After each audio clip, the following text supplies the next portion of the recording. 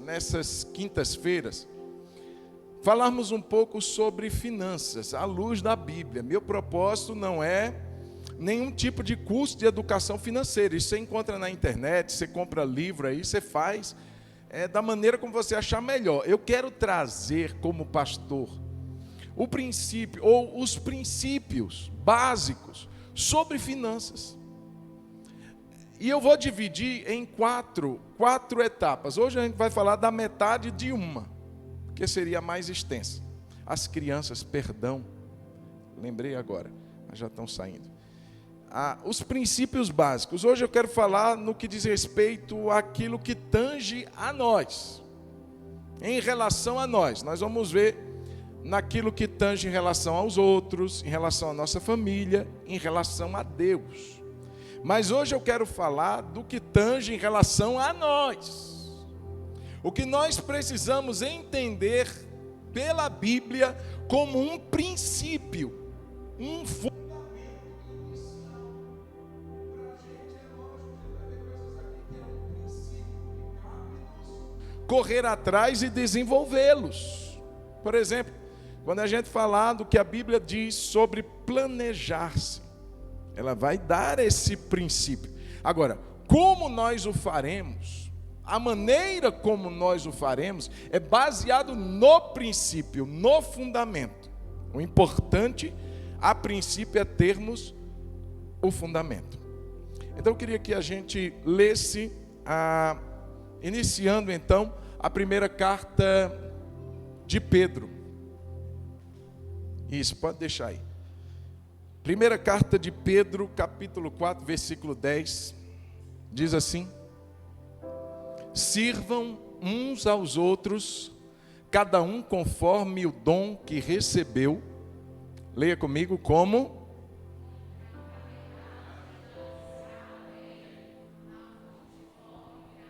Veja bem, o grifo está em administrar bem. Administrar bem o quê? Ele está falando sobre dons, e dons como algo que faz parte, veja o detalhe, da multiforme graça de Deus. Ou seja, os dons fazem parte de uma das maneiras pela qual o Senhor manifesta a sua graça. E existem outras tantas, só que o princípio é, se Deus me deu pela sua graça dons, eu preciso saber administrá-los bem. Esse é o princípio. Se a vida é um dom da graça de Deus, eu preciso administrar bem a minha vida. Se o tempo é fruto da graça de Deus, uma coisa que nos nivela é o tempo. Todo mundo aqui tem um tempo igual. Todos nós recebemos 24 horas para viver naquele dia. Agora, como nós administramos? Uns se veem assim: eu não tenho tempo, eu não dou conta de fazer o que eu preciso, eu não tenho tempo para ficar dando atenção a meus filhos. É sua prioridade, mas o tempo é igual para com aquele que dá tempo. Aí você diz, não pastor, mas o meu tempo, só que aí, irmãos, a gente tem que administrar. O que é prioridade, o que é urgência, tem diferença. Muitas urgências que a gente vive não são prioridades. A gente está na correria do urgente, tem que fazer agora, eu tenho que, se eu não fizer agora, irmão, se você não fizer agora, a vida continua andando. E nem por isso as coisas deixaram de acontecer. O problema nosso é que a gente prioriza o que não é importante e deixa de lado o que é. E aí, irmãos, quando chega na iminência do fim do nosso tempo, seja ele de qual maneira, a gente se arrepende. Nossa, eu poderia... E aí começamos nossas revisões. nossas lamentações. Nossa, eu deveria ter dado mais tempo. Nossa, se eu soubesse que eu ia viver tão pouco, mas se eu soubesse, irmãos, a gente não sabe. Então, administrar faz parte da nossa responsabilidade. Veja bem, Deus nos dá da sua multiforme graça, seja vida, seja tempo, seja habilidades que Deus te deu, seja dons que Deus te deu, Ele nos dá. Agora, nós devemos administrá-los com graça, com sabedoria, com responsabilidade, com inteligência, com discernimento, com entendimento. Isso é a nossa parte. Isso é o que nos cabe. E quando eu estou aqui colocando esse verso, irmãos, iniciando essa nossa ministração, eu estou mostrando que o dinheiro que você tem, que eu tenho, se é pouco, se é muito, nós precisamos seguir o princípio básico: administrá-lo bem, administrá-lo com sabedoria, administrá-lo com fidelidade. É interessante porque a gente vê aí essa questão da multiforme graça de Deus. Deus faz isso de uma maneira muito diversificada. E a questão, ainda que seja algo, como você leu aí, graça, não é sem valor. Não é, muitas vezes a pessoa confunde, é multiforme graça, ou seja, é de graça também, é um presente. Mas o presente, para quem ganha, não custou nada. Para quem comprou, custou muita coisa. Então, veja bem, irmãos, há uma responsabilidade que vai ser exigida de mim, de você, uma prestação de contas. Se você sabia que você vai dar conta de como você administrou seus recursos financeiros diante de Deus, você vai dar conta, eu vou dar conta? Não, pastor, o que é isso? Ué, mas o dinheiro não era meu, não? Não, meu irmão. Assim como o tempo, assim como os dons, assim como a vida, ainda que você seja o protagonista dela, mas você não é o dono dela. Quer prova disso? Você pediu para nascer, nem também você vai pedir para morrer. A vida é dádiva de Deus a nós. Nós só administramos o nosso tempo, que nem sabemos quanto será. A mesma coisa, o dinheiro. É uma questão de administração. Então, como eu já falei aqui, queridos, Deus espera que a gente seja bons mordomos. Nós sejamos bons mordomos do que Ele nos deu. O mordomo é aquele que não tem nada dele, é tudo do outro. Ele vai na despensa e ele pega daquilo que o seu Senhor colocou lá na despensa e ele serve-se a si mesmo, mas também serve aos outros. Essa é a ideia do despenseiro, do mordomo, servir os outros de acordo com o que Deus coloca na despensa. Então, como eu já falei, minha intenção não é dar curso, não, de jeito nenhum. Não é nós nos prepararmos em relação à educação financeira, mas não deixa de ser também.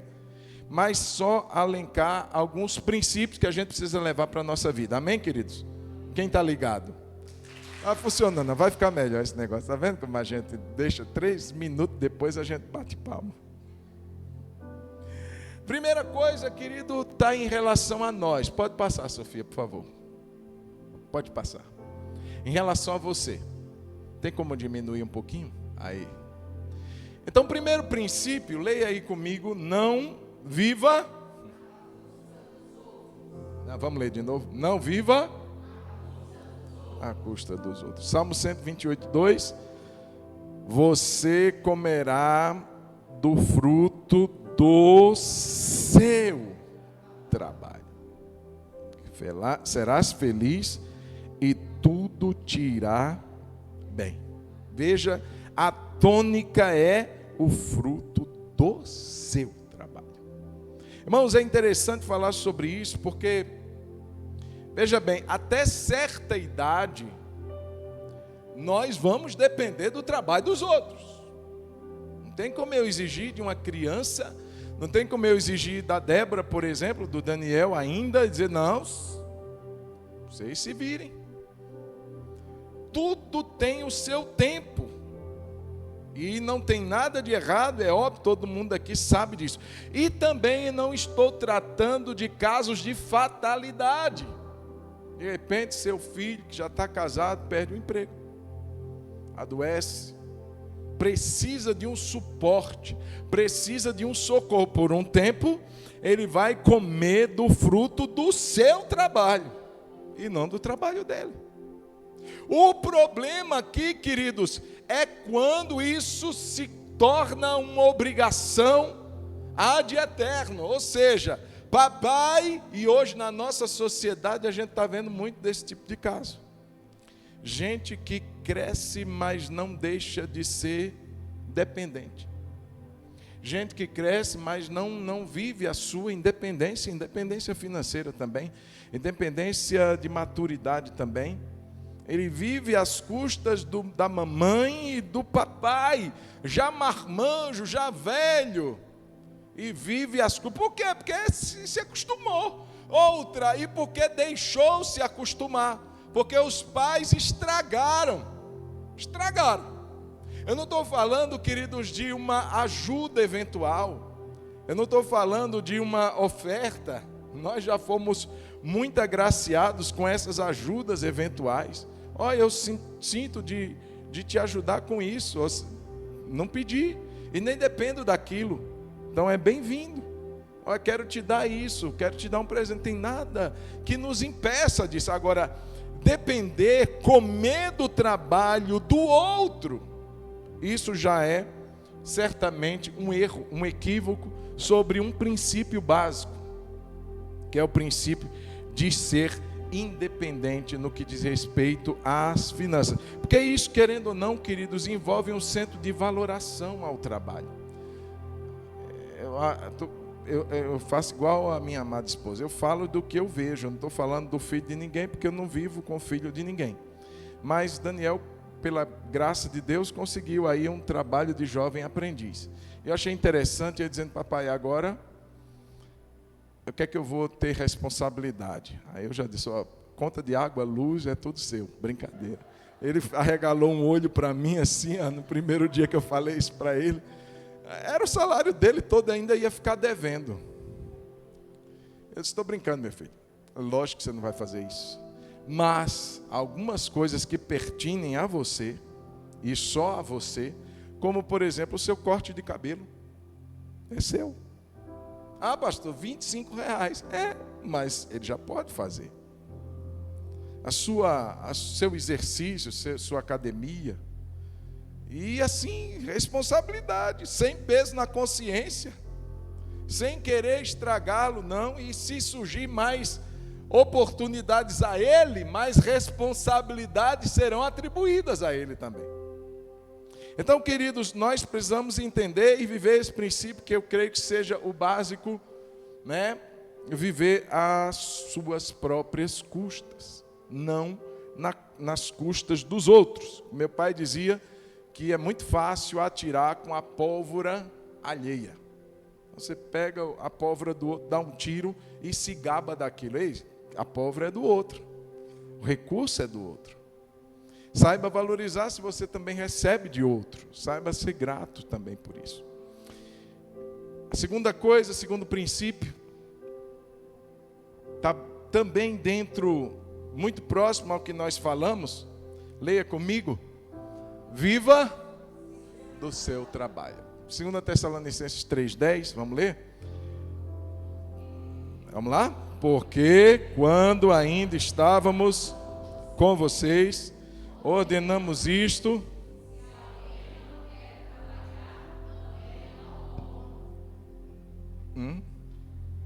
Jeová. Se não quer trabalhar, fica de boa. Viva seu direito, mas também não coma. Mas também não usufrua do que você não suou para colocar à mesa. Irmãos, é interessante esse princípio, porque é muito interessante entender o proveito de todo o trabalho. A Bíblia diz em Provérbios que para todo trabalho há proveito. A gente vive num tempo também que muitos estão aí com a cabeça no mundo de Bob.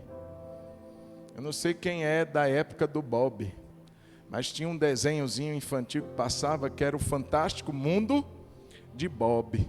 Bob imaginava algumas coisas assim surreais.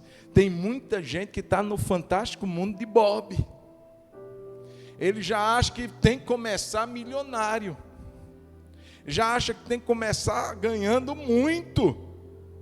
E se não for para ganhar muito, eu não me submeto a ganhar pouco. E aí fica naquele ciclo de ociosidade, dizendo assim, no dia... Não, meu irmão, as oportunidades já estão batendo muitas vezes à porta, mas as pequenas oportunidades estão sendo rejeitadas. Não, eu vou ganhar o quê? 400 e... quanto? Não vou ganhar não, meu irmão. É melhor pingar do que secar. Então, é interessante isso, irmãos, porque a gente não começa, a gente tem uma escadaria, a gente não começa pelo último degrau, a gente começa pelo primeiro.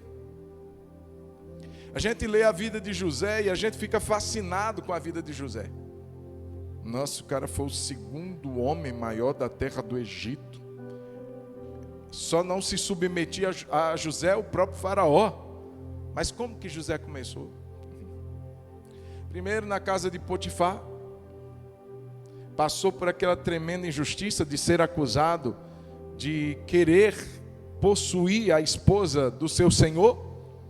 E ele foi condenado à prisão. Era para ele ter entrado num vitimismo e ter dito assim: eu me recuso, eu não aceito, eu sou servo de Yahvé, eu sou filho do rei, eu não faço limpar privada, não limpo.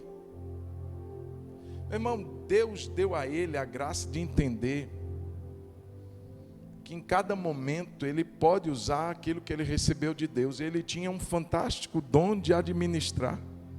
Ele fez isso na casa de Potifar e não se negou a fazer na prisão. Vou fazer aqui, irmãos, e o bolinho de pote que ele começou a fazer lá, não era bolinho de pote não, irmão, mas era o talento que ele tinha lá. Eu estou dando a ideia para você, de que muitas vezes a gente acha que o que a gente está fazendo é pequeno.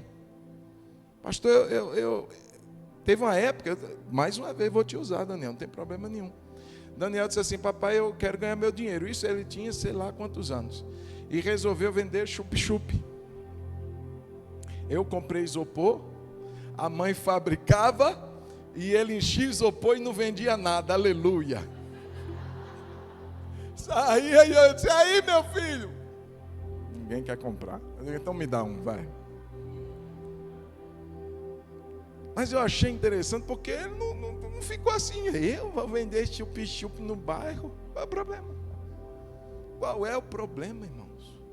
Veja, irmãos, a gente muitas vezes está desprezando os meios de salvamento que Deus nos dá, porque a gente está dizendo assim: não, eu não mereço isso, eu não mereço, a minha capacidade é para além disso. A capacidade de José era para além da prisão, e é tanto que aquele momento, quem não é apto para servir no pouco, não será colocado no muito, diz a palavra. Então, queridos, o texto vai dizer que nós precisamos viver do nosso trabalho. E essa, queridos, é uma das razões porque a igreja ela tem oposição a questões de jogos de azar. Se você perguntar por que uma das razões porque que crente não deveria jogar em Mega Sena da Virada, olha aí, varão, Deus está falando, viu? Uma das, não é a única. Poderíamos falar da usura, da avareza, da cobiça e de tantas outras coisas. Mas uma delas, a Bíblia diz em Provérbios que a riqueza adquirida às pressas, ela rapidamente se vai. Veja, a riqueza adquirida às pressas, rapidamente se vai. Quem joga quer uma resposta imediata. Vou fazer uma fé Porque eu estou no aperto. E deixa de ser o fruto do seu trabalho. E aquilo que rapidamente veio, rapidamente vai. A prova está nas experiências que você vê aí. Gente que rapidamente conquistou o seu milhão, os seus prêmios, e que aquilo parece que criou asa e voou. Então, uma das razões porque a gente não aposta em dinheiro. Ei, vai brincar? Vai brincar lá de dominó? Pode brincar, só não aposta. Porque à medida que você aposta, você está visando o quê? Um lucro rápido. Agiotismo ou agiotagem. Muito cuidado, gente, muito cuidado. Aquele que tem muito, opa, vou granjear. Aí vai virar agiota. Tomara que você seja preso. Porque o texto está dizendo que nós precisamos, se você não quer trabalhar, não coma. O dinheiro tem uma maneira, um princípio de ser adquirido. É lógico, irmãos, existem circunstâncias que são lícitas, mas as que a gente tem visto, a maneira como muitas pessoas têm tentado lucrar, não são tão inocentes como se parecem. Então, o princípio é trabalho para você ter. Outra coisa, terceiro princípio, trabalhe para Deus. Aí eu quero mexer mais na parte da motivação. Leia comigo, Colossenses 3:23. Tudo o que fizerem, façam de todo o coração, como para o Senhor e não para as pessoas, sabendo que receberão do Senhor a recompensa da herança. É a Cristo, o Senhor, que vocês estão servindo. Esse texto está endereçado a servos. Quando Paulo escreve aqui, esse momento ele está falando a quem é servo, é um escravo. E ele está dizendo assim: ei, quando você estiver trabalhando, servindo, e olhe e veja que essa escravidão, esse servo, não é em momento algum o que nós entendemos hoje. Ah, eu sou empregado, tem nada a ver. Esse daqui trabalhava sem INSS. Esse trabalhava sem garantia. Esse não tinha dinheiro para ele gastar no shopping. Ele trabalhava para ter o que comer e aonde morar. Ele era escravo, comprado. Ele não tinha liberdade. E ele está dizendo: ei, se você for servir, você que agora é um escravo crente, sirva ao seu Senhor como se você estivesse servindo a Jesus. Irmão, como que a gente serviria a Jesus? De verdade, se Jesus batesse lá na sua porta, na minha porta, e você abrisse a porta e está lá, vestes resplandecentes, olhos como chamas de fogo. Primeiro que a gente não ficaria nem de pé, mas vamos supor que a gente conseguisse. E a gente dissesse: Jesus, pode entrar. Como que o que a gente faria naquele momento? Como que a gente serviria o mestre? Irmãos, a gente ia se virar, como diz aí, nos 30. A gente ia fazer o possível e o impossível. Mestre, o que o Senhor deseja comer hoje? Mestre, o que o Senhor deseja beber aqui na minha casa? Irmãos, a gente ia colocar o melhor forro, a melhor toalha no banheiro. A gente ia fazer tudo para dizer: mestre, é o melhor que eu tenho, é para o Senhor. Ele está dizendo para os servos: sirva como se fosse para Jesus. Ou seja, a sua motivação é algo que cabe nesse momento também. Tem muita gente que serve, que trabalha, mas trabalha naquela amarração, naquela murmuração, praguejando, mandando maldição para o patrão, para a empresa onde trabalha, amaldiçoando. Quando recebe salário, olha para ele e diz assim: miséria, Ou miséria, olha para aqui. É a miséria que está sustentando, irmão. É essa miséria que você está muitas vezes olhando para ele, dizendo assim, é pouco, que está pagando as contas. É essa empresa que Deus abriu nesse momento. Ou seja, ao invés de ficar amarrando a si mesmo e amarrando o lugar onde você está, o princípio é: faça como se você estivesse fazendo para Jesus. Irmão, se a gente agisse assim, como seriam diferentes as coisas que a gente faz? Em tudo. E dizer assim: Deus, eu vou fazer o meu melhor. Qual é o meu melhor? Irmãos, eu lembro que meu ministério, já contei isso várias vezes, começou na mesa de som, na sonoplastia. Foi o primeiro cargo que me deram, mas eu era o sonoplasta? Não. Eu era o orelha seca do sonoplasta. Eu limpava os cabos que seriam usados no culto.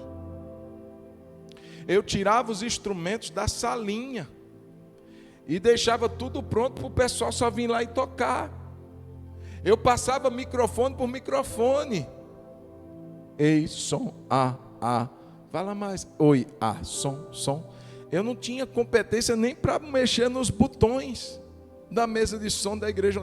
E carregava, irmão, não era caixinha assim não, que serve para todo mundo. Eram uns baita de uns caixas desse tamanho aqui, de super grave, com outras de médio grave, com várias outras de agudo, e a gente saía levando aquilo nas costas. Eu chegava depois do zelador. O zelador abria a igreja às 5 horas, eu chegava às 5h30, o culto começava às 7h30. Eu chegava às 5h30 para ajeitar e deixar tudo, para que quando o sonoplasta chegasse, ele diria assim: agora é só regular. Aí ele ia lá e regulava. Mas o trabalho de peão era eu que fazia, irmão. Com muita alegria. Pegava o cabinho ali, ó, e não precisava ninguém ficar me mandando assim: tá sujo o cabo. Não, eu pegava a flanelinha, paninho molhado e limpava os instrumentos. Não era a minha função não, irmão. Cada um que limpa o seu instrumento. Mas eu dizia: não, está sujo, eu vou limpar. Eu limpava, tirava a poeira das caixas. Irmãos, eu fazia como para o Senhor. Nenhum pastor veio dizer assim: irmão João, que cabo bonitinho. Não, irmão, não é nada disso não.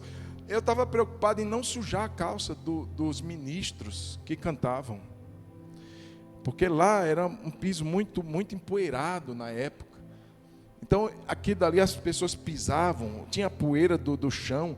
Eu não queria que a roupa dos que cantavam se sujasse. Então, eu limpava todo o culto. Testava cada microfone, fazia todo o serviço, para que quando os irmãos chegassem, pudessem adorar com leveza. E foi numa dessa que eu fui promovido a levita, olha só.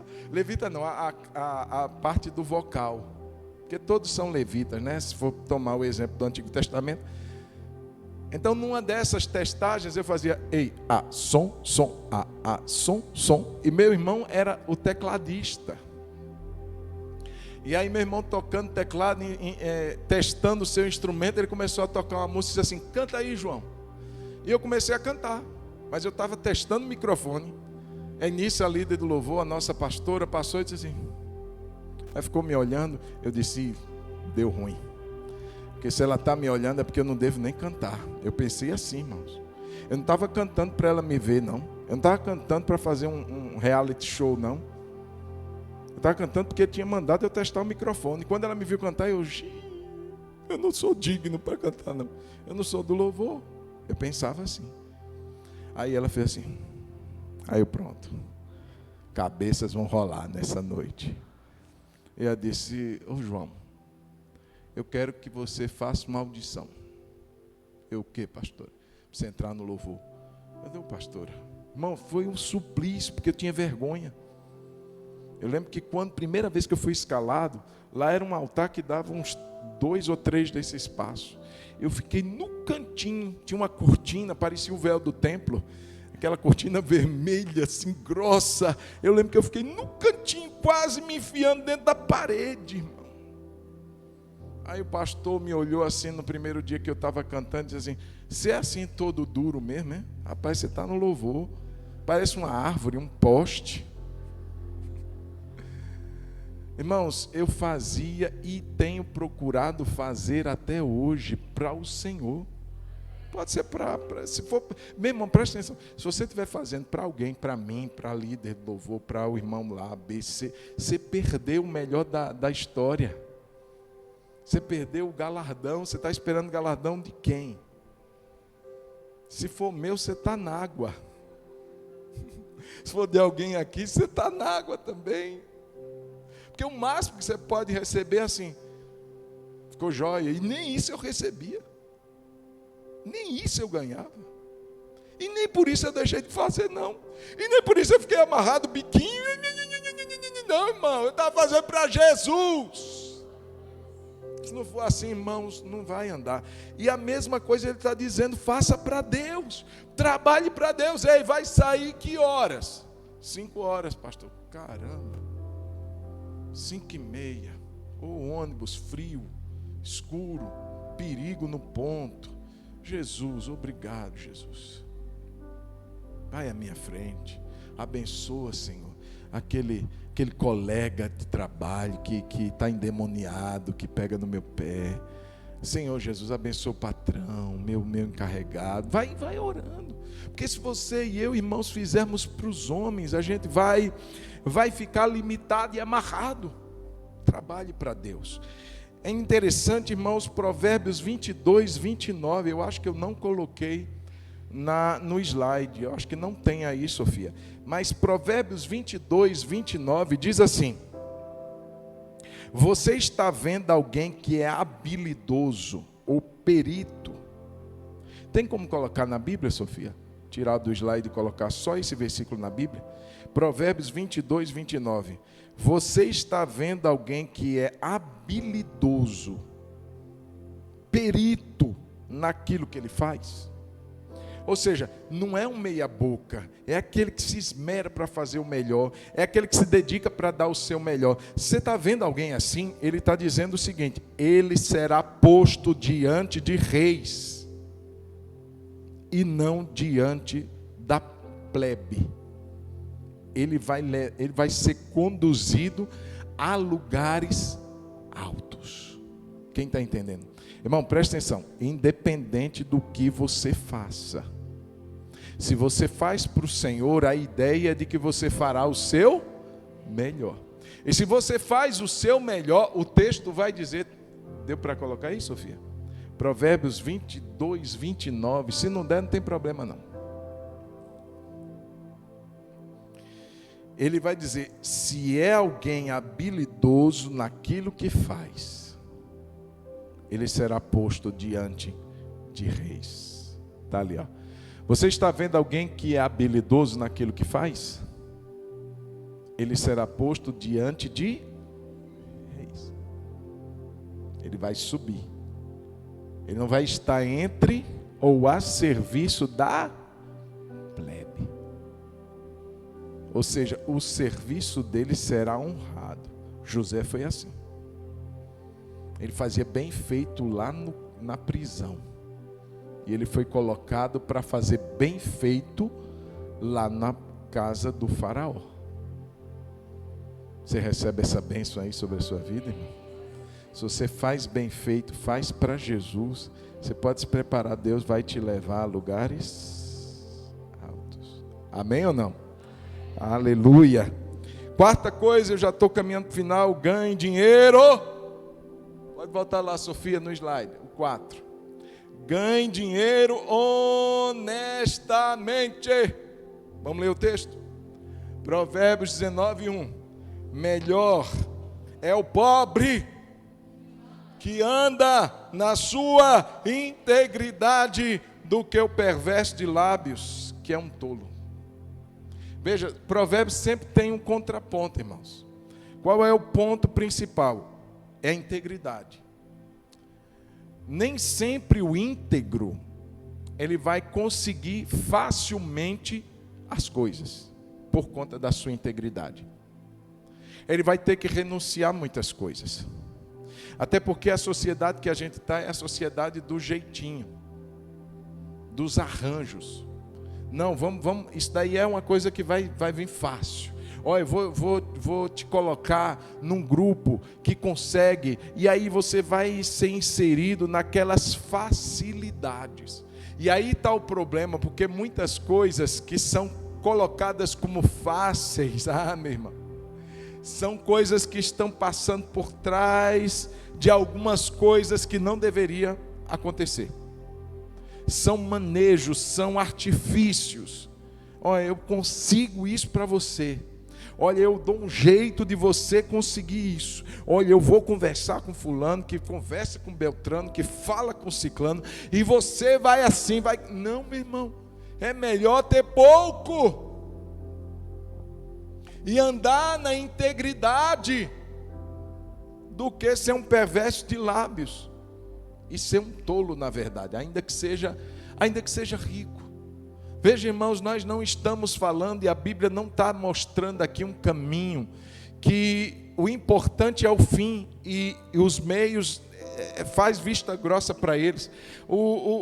Os meios, irmãos, são caminhos, são processos que precisam ser trilhados com integridade, com honestidade. Ei, esse negócio de cambalacho, como era falado antigamente, esse negócio de arranjo, de jeitinho brasileiro, meu irmão, crente não pode andar nessas coisas, não. Tem um jeitinho aqui, ó, o leão nem vai te ver. Sabe o leão? Fica tranquilo com ele, vai virar um gatinho. O gatinho vai fazer miau. Fica preocupado não. Cuidado, meu irmão. Cuidado com as facilidades que as pessoas querem arranjar para você. Será laço. Vai te prender mais cedo ou mais tarde. E aí o arrependimento vai bater. Às vezes o nosso nome foi jogado na lama, porque a gente aceitou as ofertas de Satanás. Vou te dar tudo isso, tudo que você está vendo. Você só precisa rapidinho. Eu não vou nem fazer selfie. Só está eu e você aqui no monte, Jesus. Se prostra diante de mim. À medida que você se prostrar, eu já te dou tudo que você quer. Todos os reinos do mundo e toda a sua glória serão tuas. Não, meu irmão. É melhor ser pobre, é melhor não ter tantos recursos, tantas facilidades, mas ser íntegro. Poder deitar a cabeça no travesseiro, ainda que falem, irmão, ainda que digam, ainda que critiquem, ainda que digam na sua empresa, fulano é um trouxa, mas você deita e dorme em paz. Você deita e o seu coração está tranquilo. É melhor ser o pobre. Ganhe dinheiro, mas ganhe honestamente. A mesma coisa se não ganhar, mas poupar. Veja bem, muitas vezes a gente não é tentado pelo que vem, mas pelo que a gente conseguiu manter. Então, por exemplo, tem um jeito de eu pagar uma conta de luz mais barata. Irmão, se não for nenhum programa social da própria companhia energética que favorece pelas bandeiras que ela serve, se for de outro meio, desconfie. Desconfie. Ah, mas vai ter um jeitinho de você conseguir um sinal bacana na sua casa. Sabe, Sky, esse negócio? Então, na sua casa vai chegar. Você só paga 10 conto por mês para o Zezinho, Toninho, Joãozinho ali da esquina. E chegou na tua casa, bacana, filé. Você diz, nossa, é de Deus. Não é que eu estava orando para isso? Ô Jesus, faz prosperar. Aí o diabo pegou essa sua palavra, juntou com a sua usura e cobiça, e disse assim, está aqui, filho. Olha, o sangue de Cristo tem poder, está amarrado. Sou filha de Deus, é ou não é, irmão? Melhor é o pobre que só fica na TV aberta. E olha lá que o negócio está feio, não dá nem para TV aberta. É melhor ficar no rádio, ouvindo o quê? 106, 107. Melhor, irmão, do que comprometer a sua integridade, o seu testemunho, a sua consciência cristã. Quem está entendendo, diga amém. Provérbios 20, 14. Aí já não está também, Sofia, perdão. Isso eu coloquei depois. Mas Provérbios 20, 14 fala sobre isso. Olha que coisa interessante. Ele vai dizer assim: não presta, não vale tanto. Se der para colocar Provérbios 20, 14. Não presta, não vale tanto. Em outras versões assim, nada vale, nada vale. Diz o comprador. Mas quando vai embora, então se gaba do negócio que fez. Quem está dizendo não preste e não vale tanto? Quem que está dizendo? É o comprador. Então o irmão está vendendo ali um relógio original. Relógio, qual é o relógio, irmão, que o irmão tem? Está vendendo um Citizen, está vendendo um Rolex, que veio dos seus bisavós. E você diz assim: pastor, é original. Isso daqui está valendo R$1.000. Eu vou dizer assim: não vale nada, irmão. Você está doido? Isso daqui é sucata. Só que eu conheço o relógio dele, e eu sei que vale. Mas eu quero tirar a vantagem do irmão. Você está doido, irmão? Isso não é de Deus não, irmão. Você vai fazer isso com o seu pastor? Misericórdia, irmão. Isso daí não vale 1.000 não. Mal, uns 50 conto. Mas pode ter certeza, irmão, que não vale nada. Mas eu vou te abençoar, 50 conto. Aí o irmão me vende. Aí eu saio dizendo: perdeu. Está vendo, irmãos, que a pessoa pode se corromper com pouco? Pode comprometer a sua integridade com pouco? O comprador está achando que fez coisa boa, porque teve vantagem sobre outro. Quando você lesa o outro, você abre espaço para te lesarem também. A injustiça feita é injustiça paga, aqui ou depois. Então, queridos, é melhor ser íntegro. É melhor manter o seu coração e a sua consciência em Deus, do que por poucos reais você perder a sua consciência, a sua alma, ser comprometida. E para quase finalizar, tem mais 2 pontos só. O tópico 5, planeje, volta para os slides lá, Sofia, por favor. Planeje o 5º. Planeje os seus. Vamos ler Lucas? Pois qual de vocês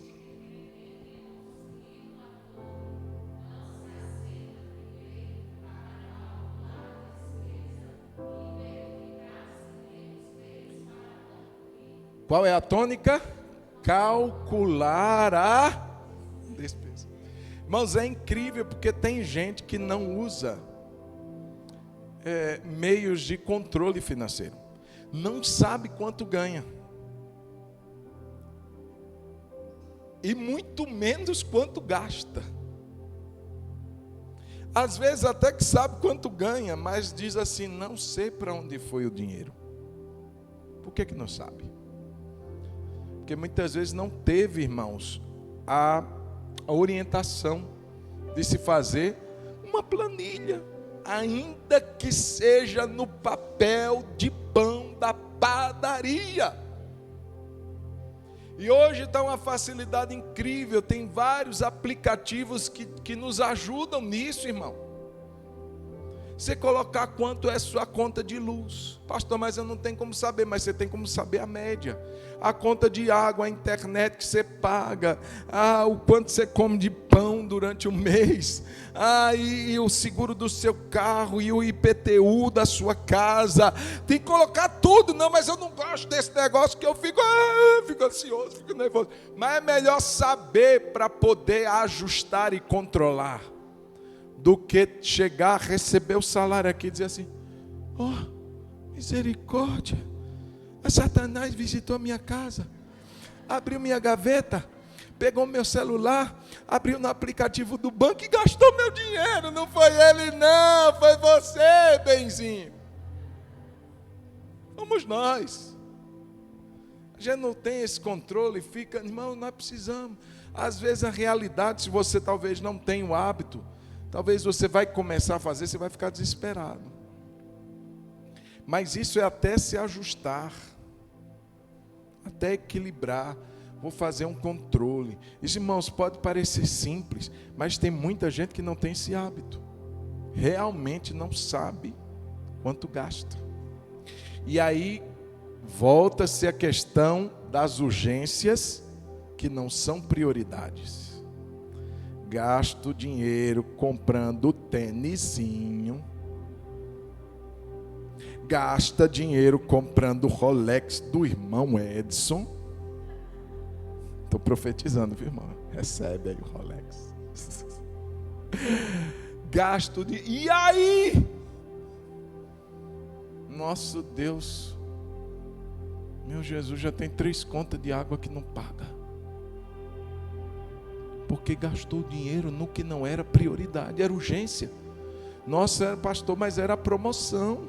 Eu estava passando no shopping, eu estava passando no comércio, e tinha uma placa deste tamanho verde, dizendo, vem, vem, vem, vem, vem.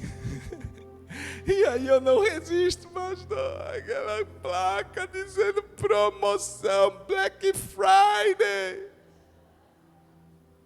Eu não aguento. E ainda eu cheguei na loja, a pessoa diz assim, faça um cartão para você divide em 10 vezes. Eu disse, aleluia, Jesus.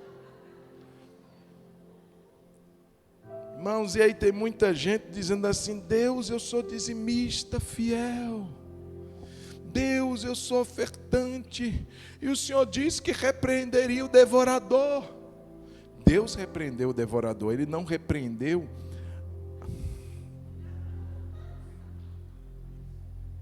Vou usar um termo brando, Ele não repreendeu a nossa ignorância. Ignorância mesmo, irmão. Falta de conhecimento. E coisa simples, não precisa ser um doutor, não precisa ser formado em economia, não precisa ser nada disso. Pega minha mãe, ela só tinha 8ª série. Meu pai, ele trabalhava e dizia assim, neguinha, eu não tenho habilidade. Meu pai, se colocasse dinheiro na mão dele, irmão, ele trocava as prioridades pelas urgências. Então ele chegava lá com coisa que ninguém precisava. E ele sabia disso, ele reconhecia a fraqueza dele. Ele disse, eu não posso administrar.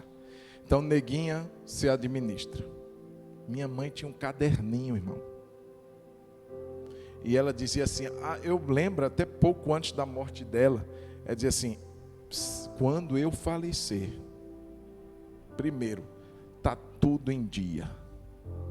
Segundo, toda a minha vida, tudo que eu devo, as pessoas que eu ajudo, porque tinha um tal de ajudar o velhinho de não sei da onde, a velhinha de não sei da onde, ela ajudava muito. Está tudo no caderninho. Irmão, quisesse saber para onde estava indo, estava lá no caderninho. 8ª série. Não tinha instrução muito grande, mas uma exímia administradora. Então não é questão de desculpa, eu não sei, não, irmão, todos nós aqui podemos fazer. Todos nós, coisa simples. Para finalizar, agora é para finalizar, diga glória a Deus. Provérbios 21, 20, o 6º ponto é poupe, poupe, poupe. Olha o que a Bíblia diz. Provérbios 21, 20, na casa do sábio há riquezas o quê? Guardadas, gente, poupadas. E alimentos armazenados. O insensato, entretanto, gasta tudo. Ele gasta tudo o que pode num instante. Essa versão é da King James, tá? Talvez a sua esteja um pouco diferente, mas o princípio é isso, é poupar. Não tem que gastar. Nossa, tem gente que é assim, enquanto não gastar o último centavo, Viu aquela parábola? Você não vai sair da cadeia enquanto não pagar o último centavo. Tem gente que é assim, ele não sossega enquanto não gastar o último centavo. Eu não gosto de ver dinheiro em conta, pastor. Guardar para quê? Eu vou morrer mesmo? Mas morre endividado, morre dando dor de cabeça para todo mundo. Morre as pessoas dizendo assim, graças a Deus já se foi. E foi deixando todo mundo triste. Eu não estou dizendo que a gente tem que ser usurento, avarento, munheca de vaca, não, eu estou guardando, não é isso. Irmãos, é poupar, é ter uma reserva de emergência. Surgiu um imprevisto, você ter de onde tirar. Poupar com um propósito, eu quero trocar de carro, eu tenho um sonho, eu quero fazer uma viagem. Melhor seria se a gente conseguisse, mês após mês, pouparmos, irmãos. Evitaríamos de entrar nos juros dos créditos. A nossa vida seria mais leve. A gente ia dizer assim, nossa, estou indo, fui e voltei, e não estou devendo nada. Olha que bacana ia ser. É uma cultura que a gente não tem. Brasileiro não tem essa cultura de poupar. Não tem. Mas o interessante, irmãos, é que para poupar não precisa começar com muito. Se a gente começar a poupar um pouco que possa, é lógico, e tendo em vista, eu quero poupar mais para frente, eu vou me aliviar numa conta, e vou conseguir poupar um pouco mais, melhor será. Mas o interessante é a gente ter uma reserva, não precisa engolir tudo de uma vez, não precisa comer toda a reserva de uma vez, poupa. Numa hora oportuna, que você diz assim, e agora? Não, você vai ter a tranquilidade. Pastor, mas isso tira a minha fé. Não tira, irmão. Não é questão de tirar fé, nem dependência de Deus, porque Deus deu a gente a capacidade de pensar.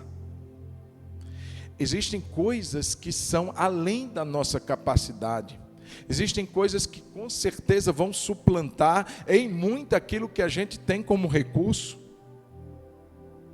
Mas, irmãos, a gente está falando de uma coisa básica, que vai trazer ao nosso coração um certo descanso. Em vez de ficar, eu vou rasgar minhas vestes, vou arrancar meus cabelos. Vamos começar um pouquinho que seja. Coloca lá 30. Inclusive no Tesouro Direto, parece que você pode começar a guardar lá a partir de 30 conto. Se você tiver curiosidade para ver, você vai lá e pesquisa. Mas tem a moda antiga também, tem o porco, né? Tem vários tipos de maneiras de você poder fazer isso. Não precisa ser muito, mas é importante, é interessante pensar sobre isso. E também ter um senso de propósito. Por que eu estou poupando? Ter uma meta vai nos animar mais. Nossa, eu lembro de uma vez que o Daniel era muito pequenininho, ele começou a poupar para comprar o quê? Um brinquedo. Um trem, era um ferrorama. Ferrorama que chama? Irmãos, cada moedinha que ele pegava, ele guardava. Quando ele chegou lá no Walmart, antigo Walmart, ele abriu, irmão, era tanta moeda, eu fiquei com vergonha, porque a mulher teve que contar uma por uma, 10, 5, e não é que deu mesmo. A conta bateu. É lógico que eu fui dizendo assim, não tem que completar, né? Mas não precisou. E ele saiu todo, porque comprei o ferrorama com as moedinhas que eu poupei. Mas é interessante, isso dá para a gente um senso de propósito. Eu vou juntar, porque eu quero trocar minha geladeira, eu quero, sei lá, fazer uma viagem. Ou mesmo eu quero poupar, porque remédio, pneu que fura, eletrodoméstico que estraga, coisas assim acontecem, irmãos. E aí, na hora que acontecer, se pudermos nos valer de um fundo de reserva, ainda que pequeno, vai nos dar um certo alívio. Quem está entendendo, diga amém. Eu queria finalizar, então, orando. Você pode ficar de pé por um instante? Irmãos, eu não vou me estender, é óbvio, já são 9h15, mas eu queria encerrar com oração. Quinta-feira que vem, se você realmente está aí nesse propósito, vamos dar continuidade a esse tema, ainda dentro do que diz respeito a nós, ainda não vamos entrar no que diz respeito aos outros, minhas responsabilidades financeiras com o outro, minhas responsabilidades financeiras com Deus, minhas responsabilidades financeiras com a minha casa. Mas eu queria orar. E nós vamos estar orando nessas quintas-feiras pela nossa vida financeira. Amém, queridos?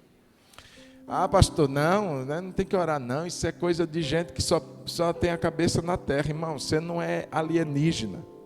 Você precisa de dinheiro para comprar, para pagar suas contas. Você precisa do seu sustento.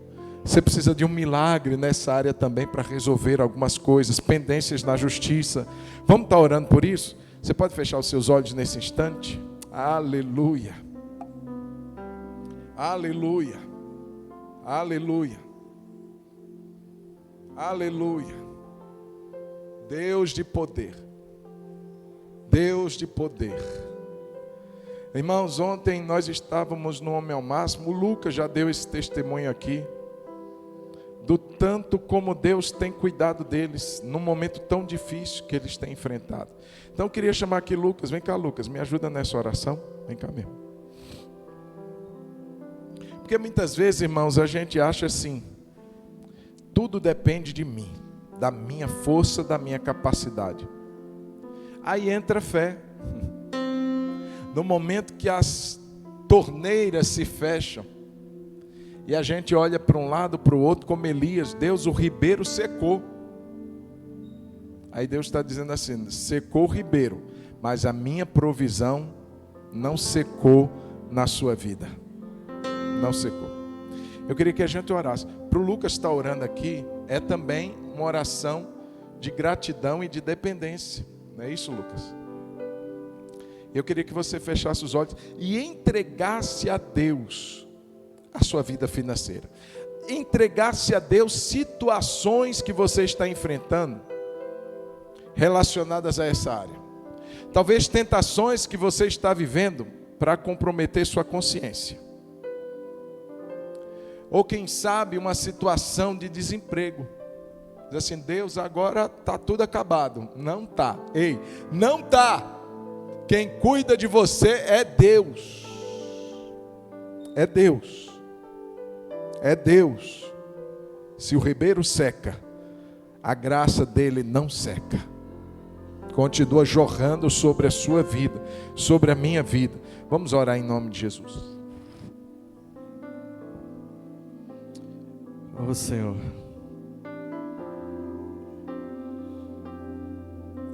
a coisa melhor que nós temos, Senhor, é depender de Ti, Pai. Quando nós dependemos do Senhor, Pai, só nos leva nos lugares altos, Senhor. Muito obrigado, Senhor, porque o Senhor tem cuidado de nós, o Senhor tem estendido as Tuas mãos poderosas sobre a nossa vida. O Senhor tem sustentado a nossa casa, o Senhor não tem deixado faltar nada nas despensas. Nós sabemos que é o Senhor, ó Deus. Nós sabemos que é o Senhor que tem cuidado da nossa vida, é o Senhor que tem cuidado da Tua igreja. Às vezes nós passamos por momentos tão difíceis, Senhor, mas sabemos que é o Senhor, Pai, que está mudando a nossa vida.